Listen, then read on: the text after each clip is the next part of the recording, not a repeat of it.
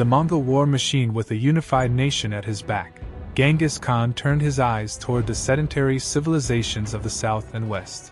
He organized his army into a decimal system, units of 10, 100, 1,000, and 10,000, the Tumen. Welcome to Xfinity Evolution, where history comes alive, and legends are reborn. The story of Genghis Khan is not just a chronicle of war, but a saga of an outcast who rose from the brink of starvation to forge the largest contiguous land empire in human history. Born around 1162 and named Temujin, his early life was defined by the brutal, unforgiving reality of the Mongolian steppes, a landscape where the wind cuts like a knife and survival is a daily battle. Legend says he was born clutching a blood clot in his right hand, a shamanic omen that he was destined to be a conqueror. But his path to power was paved with tragedy. When Temujin was only 9, his father, Yasujai, was poisoned by the Tatars. In an instant, the family's status vanished. Their own clan, the Taichudi, abandoned them, stealing their livestock and leaving Temujin, his mother Holan, and his siblings to die in the wilderness. They survived by foraging for roots and hunting small rodents. It was during this period of extreme deprivation that Temujin's ruthless survival instinct was forged. When his older half-brother, Bektar, began asserting dominance and stealing food, Temujin and his brother Khazar ambushed and killed him. This was a turning point. Temujin had proven that in his world, survival and order were more important than even the closest blood ties.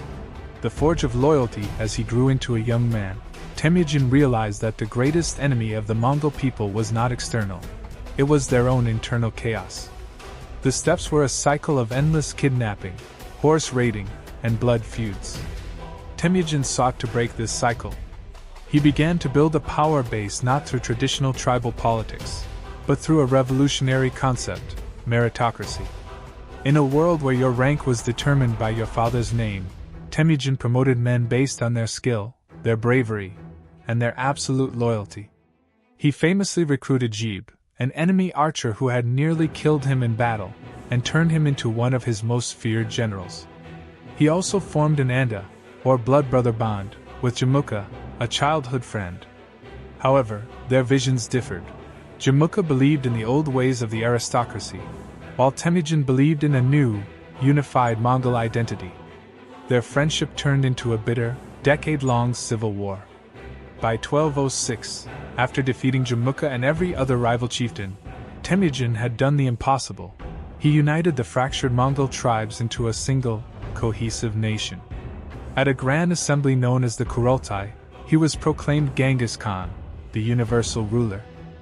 The Mongol war machine with a unified nation at his back, Genghis Khan turned his eyes toward the sedentary civilizations of the south and west.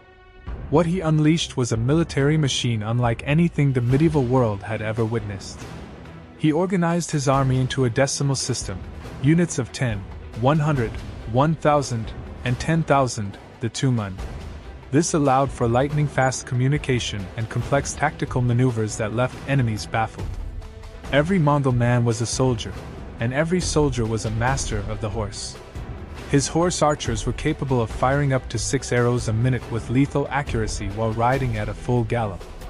He mastered the feigned retreat, a tactic where his army would pretend to flee in total disarray, luring the enemy into a pursuit for days until they were exhausted and strung out, only for the Mongols to wheel around and annihilate them in an instant. When he encountered the massive stone walls of China, he adapted. He captured Chinese engineers and forced them to build catapults, trebuchets, and siege towers, turning the technology of his enemies against them. From the fall of Beijing to the total destruction of the Khwarezmian Empire, Genghis Khan didn't just win battles. He dismantled entire civilizations that dared to insult him. The Pax Mongolica and the Great Law. Despite his reputation as a scourge of God, Genghis Khan was an exceptionally sophisticated ruler. He understood that an empire built on blood could only be sustained by justice and trade. He established the Yasa, a secret code of law that was ruthlessly enforced. It prohibited the kidnapping of women, the selling of children, and the theft of property among Mongols, effectively ending the tribal wars of the steppes. He created the the world's first truly global postal system.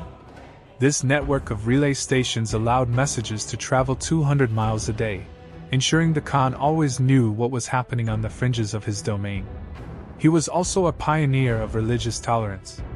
While the rest of the world was engulfed in holy wars, the Mongol Empire was a sanctuary for Muslims, Christians, Buddhists, and Taoists alike. This stability created the Pax Mongolica, a golden age of trade where the Silk Road flourished. For the first time in history, a traveler could walk from Europe to China without fear of bandits, leading to an explosion of culture, science, and the eventual arrival of the Renaissance in Europe. The Invisible Emperor. By the time of his death in 1227, Genghis Khan ruled an empire that stretched from the Pacific Ocean to the Caspian Sea. His end was as mysterious as his beginning. Legend says he died from injuries sustained after falling from his horse during a campaign against the Western Xia. Following his strict instructions, he was buried in a secret location. His funeral procession killed every living soul they encountered on the path to keep the burial site a secret. To this day, despite the use of satellites and modern archaeology, his tomb has never been found. Yet, his presence is felt everywhere. Recent genetic studies suggest that nearly 16 million men alive today are direct descendants of Genghis Khan. He left behind a world that was permanently connected, proving that a single man from the most humble of beginnings could fundamentally alter the course of human history. He was the conqueror who destroyed the old world so that a new, modern one could be born from its ashes.